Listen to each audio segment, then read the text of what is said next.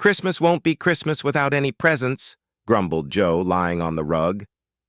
It's so dreadful to be poor, sighed Meg, looking down at her old dress. I don't think it is fair for some girls to have plenty of pretty things and other girls nothing at all, added little Amy with an injured sniff. We've got father and mother and each other, said Beth contentedly from her corner. The four young faces on which the firelight shone brightened at the cheerful words, but darkened again as Joe said sadly, We haven't got father, and shall not have him for a long time. She didn't say, perhaps never, but each silently added it, thinking of father far away, where the fighting was. Nobody spoke for a minute. Then Meg said in an altered tone, You know the reason Mother proposed not having any presents this Christmas was because it is going to be a hard winter for everyone, and she thinks we ought not to spend money for pleasure when our men are suffering so in the army.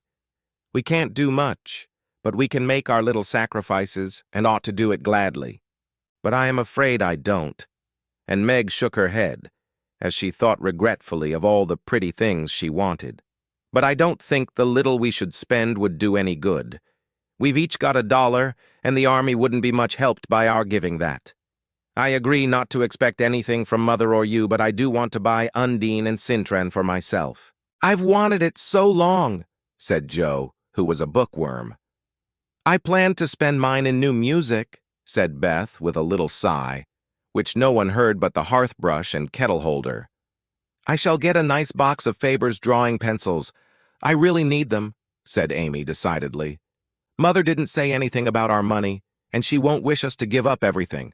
Let's each buy what we want and have a little fun. I'm sure we work hard enough to earn it, cried Joe, examining the heels of her shoes in a gentlemanly manner. I know I do.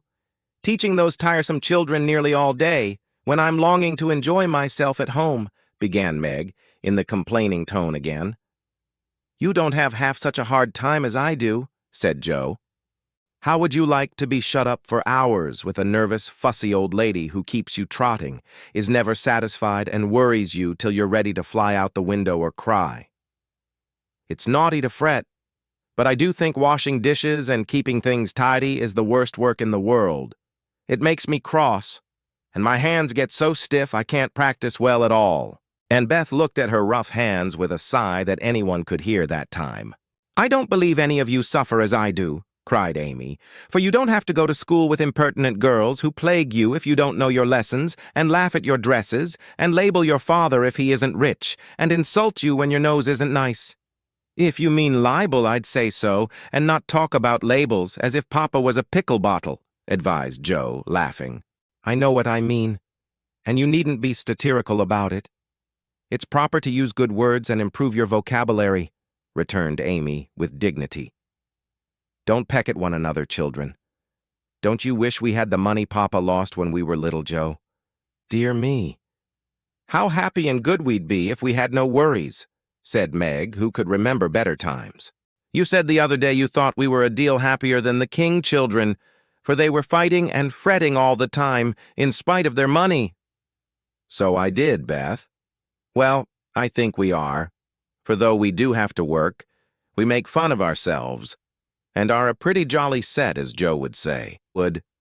Joe does use such slang words, observed Amy, with a reproving look at the long figure stretched on the rug. Joe immediately sat up, put her hands in her pockets, and began to whistle.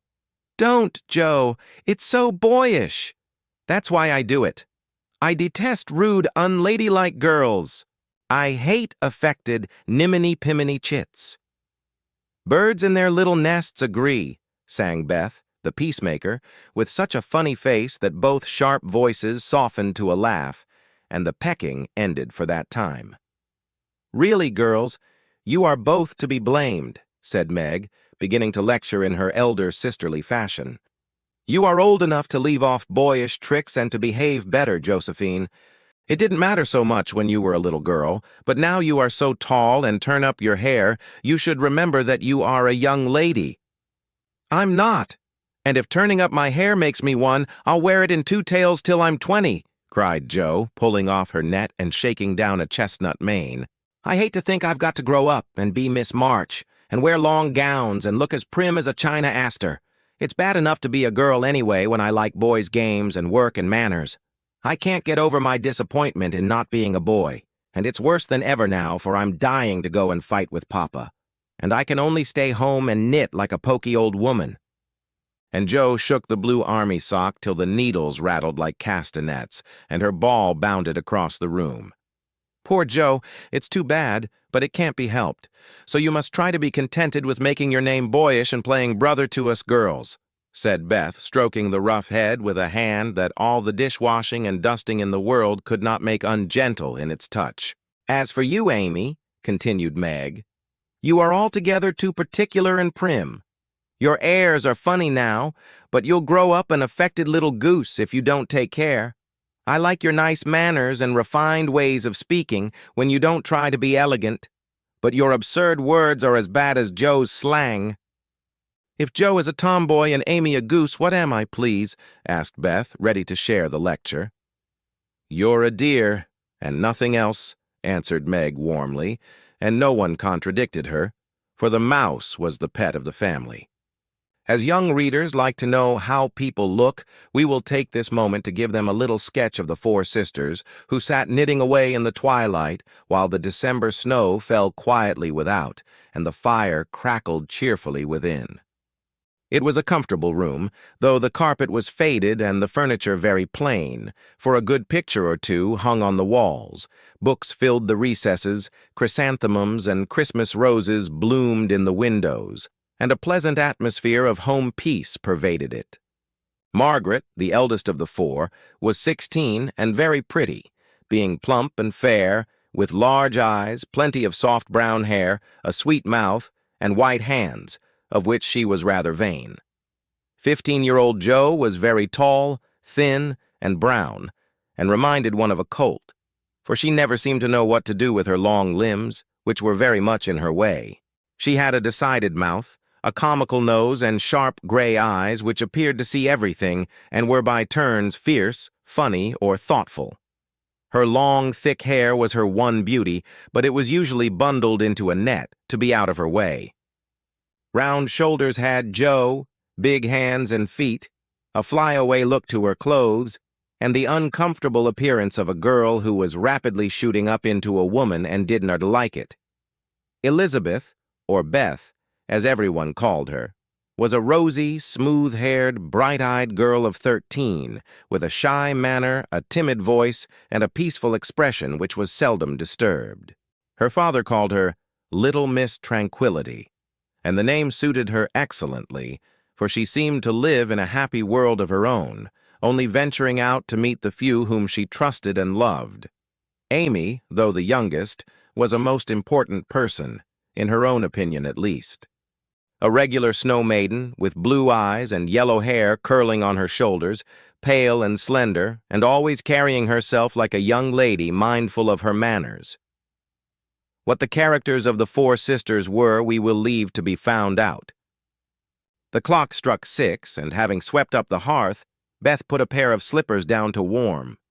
Somehow the sight of the old shoes had a good effect upon the girls, for Mother was coming, and everyone brightened to welcome her. Meg stopped lecturing and lighted the lamp. Amy got out of the easy chair without being asked, and Jo forgot how tired she was as she sat up to hold the slippers nearer to the blaze. "They are quite worn out. Marmee must have a new pair." "I thought I'd get her some with my dollar," said Beth. "No, I shall," cried Amy. "I'm the oldest," began Meg, but Jo cut in with a decided, "I'm the man of the family now Papa is away, and I shall provide the slippers, for he told me to take special care of Mother while he was gone." "I'll tell you what we'll do," said Beth. "Let's each get her something for Christmas and not get anything for ourselves." "That's like you, dear. What will we get?" exclaimed Jo. Everyone thought soberly for a minute. Then Meg announced, as if the idea was suggested by the sight of her own pretty hands, "I shall give her a nice pair of gloves." "Army shoes best to be had," cried Jo. "Some handkerchiefs all hemmed," said Beth. "I'll get a little bottle of cologne. She likes it and it won't cost much, so I'll have some left to buy my pencils," added Amy. How will we give the things? Asked Meg. Put them on the table and bring her in and see her open the bundles. Don't you remember how we used to do on our birthdays? Answered Joe. I used to be so frightened when it was my turn to sit in the chair with the crown on and see you all come marching round to give the presents with a kiss. I liked the things and the kisses, but it was dreadful to have you sit looking at me while I opened the bundles, said Beth, who was toasting her face and the bread for tea at the same time. Let Marmee think we are getting things for ourselves, and then surprise her. We must go shopping tomorrow afternoon, Meg. There is so much to do about the play for Christmas night, said Joe, marching up and down, with her hands behind her back and her nose in the air.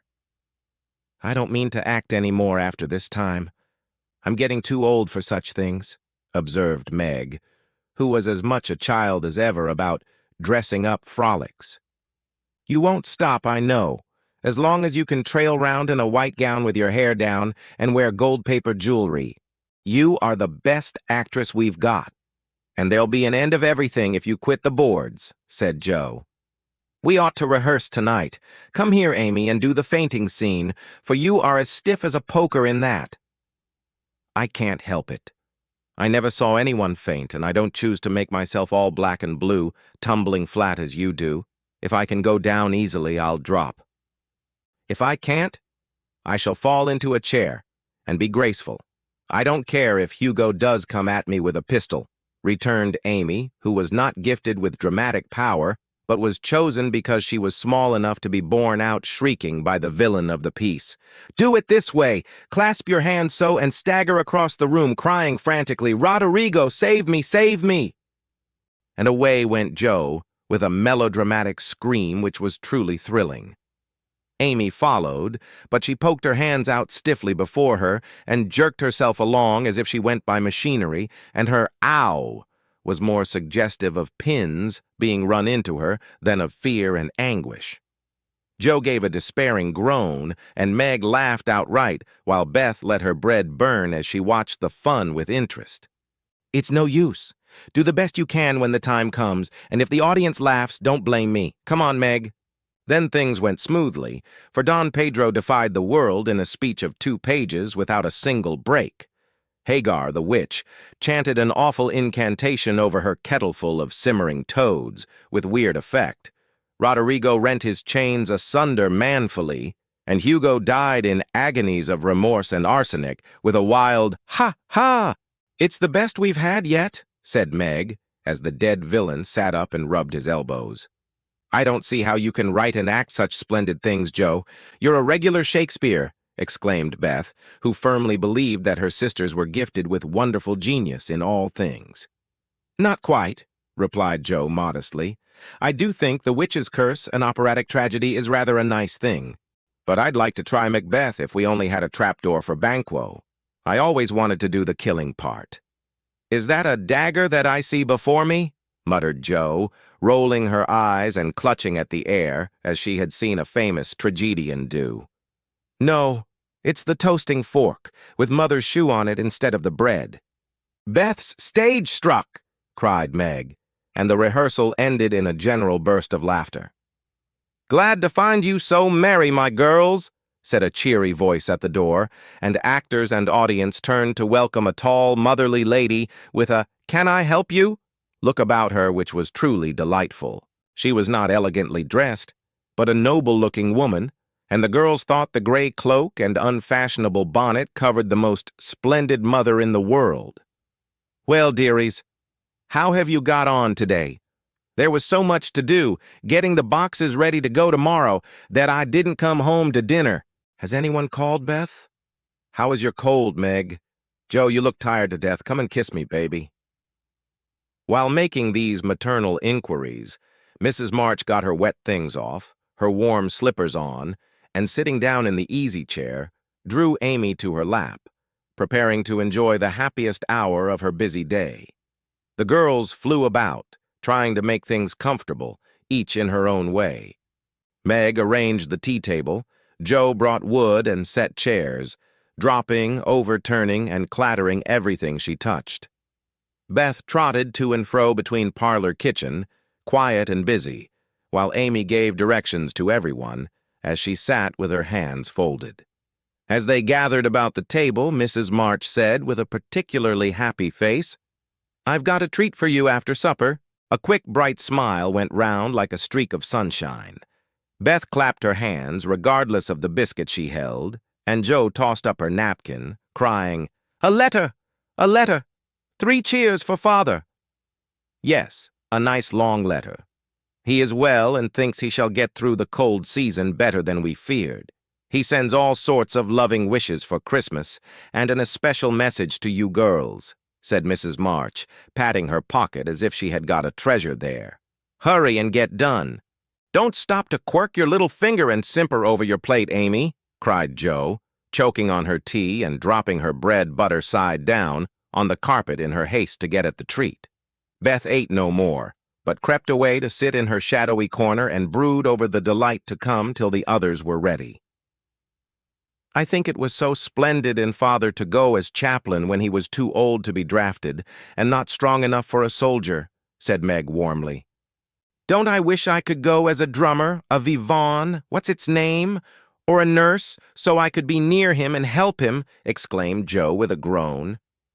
"It must be very disagreeable to sleep in a tent and eat all sorts of bad-tasting things and drink out of a tin mug," sighed Amy. "When will he come home, Marmee?" asked Beth with a little quiver in her voice. "Not for many months, dear, unless he is sick. He will stay and do his work faithfully as long as he can, and we won't ask for him back a minute sooner than he can be spared. Now come and hear the letter." They all drew to the fire, Mother in the big chair with Beth at her feet. Meg and Amy perched on either arm of the chair and Jo leaning on the back, where no one would see any sign of emotion if the letter should happen to be touching. Very few letters were written in those hard times that were not touching, especially those which fathers sent home. In this one, little was said of the hardships endured, the dangers faced, or the homesickness conquered.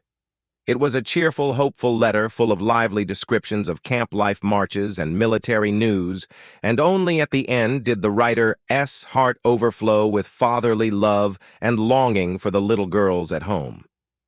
"Give them all of my dear love and a kiss. Tell them I think of them by day. Pray for them by night, and find my best comfort in their affection at all times. A year seems very long to wait before I see them, but remind them that while we wait, we may all work, so that these hard days need not be wasted.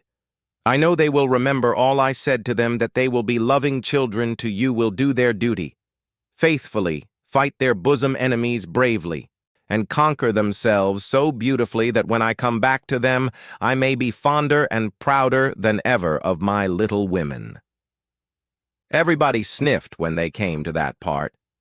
Jo wasn't ashamed of the great tear that dropped off the end of her nose, and Amy never minded the rumpling of her curls as she hid her face on her mother's shoulder and sobbed out, "I am a selfish girl, but I'll truly try to be better, so he mayn't be disappointed in me by and by." "We all will," cried Meg. "I think too much of my looks and hate to work, but won't any more if I can help it." "I'll try and be what he loves to call me, a little woman, and not be rough and wild, but do my duty here instead of wanting to be somewhere else," said Jo, thinking that keeping her temper at home was a much harder task than facing a rebel or two down south.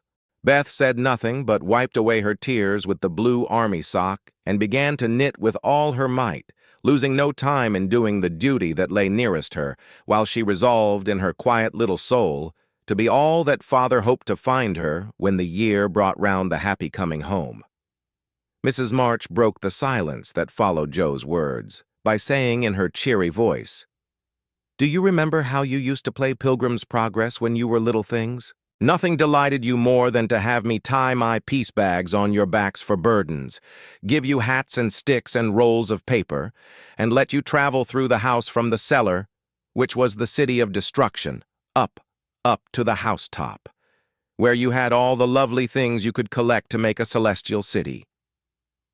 What fun it was, especially going by the lions, fighting Apollyon and passing through the valley where the hobgoblins were," said Jo. "I liked the place where the bundles fell off and tumbled downstairs," said Meg. I don't remember much about it except that I was afraid of the cellar and the dark entry, and always liked the cake and milk we had up at the top. If I wasn't too old for such things, I'd rather like to play it over again, said Amy, who began to talk of renouncing childish things at the mature age of 12. We never are too old for this, my dear, because it is a play we are playing all the time in one way or another. Our burdens are here, our road is before us, and the longing for goodness and happiness is the guide that leads us through many troubles and mistakes to the peace which is a true celestial city. Now, my little pilgrims, suppose you begin again, not in play, but in earnest, and see how far on you can get before Father comes home. Really, Mother? Where are our bundles? Asked Amy, who was a very literal young lady. Each of you told what your burden was just now, except Beth. I rather think she hasn't got any, said her mother. Yes, I have. Mine is dishes and dusters and envying girls with nice pianos and being afraid of people. Beth's bundle was such a funny one that everybody wanted to laugh, but nobody did, for it would have hurt her feelings very much. Let us do it, said Meg thoughtfully. It is only another name for trying to be good, and the story may help us, for though we do want to be good, it's hard work, and we forget, and don't do our best. We were in the Slough of Despond tonight, and Mother came and pulled us out as Help did in the book. We ought to have our roll of directions like Christian. What shall we do about that? Asked Joe, delighted with the fancy which lent a little romance to the very dull task of doing her duty. Look under your pillows Christmas morning, and you will find your guidebook, replied Mrs. March. They talked over the new plan while old Hannah cleared the table. Then out came the 4 little work baskets, and the needles flew as the girls made sheets for Aunt March. It was uninteresting sewing, but tonight no one grumbled. They adopted Joe's plan of dividing the long seams into 4 parts and calling the quarters Europe, Asia, Africa, and America, and in that way got on capitally, especially when they talked about the different countries as they stitched their way through them. At 9, they stopped work and sang as usual before they went to bed. No one but Beth could get much music out of the old piano, but she had a way of softly touching the yellow keys and making a pleasant accompaniment to the simple songs they sang. Meg had a voice like a flute, and she and her mother led the little choir. Amy chirped like a cricket, and Joe wandered through the airs at her own sweet will, always coming out at the wrong place with a croak or a quaver that spoiled the most pensive tune. They had always done this from the time they could lisp, crinkle, crinkle, it'll tar, and it had become a household custom, for the mother was a born singer. The first sound in the morning was her voice, as she went about the house singing like a lark, and the last sound at night was the same cheery sound, for the girls never grew too old for that familiar lullaby.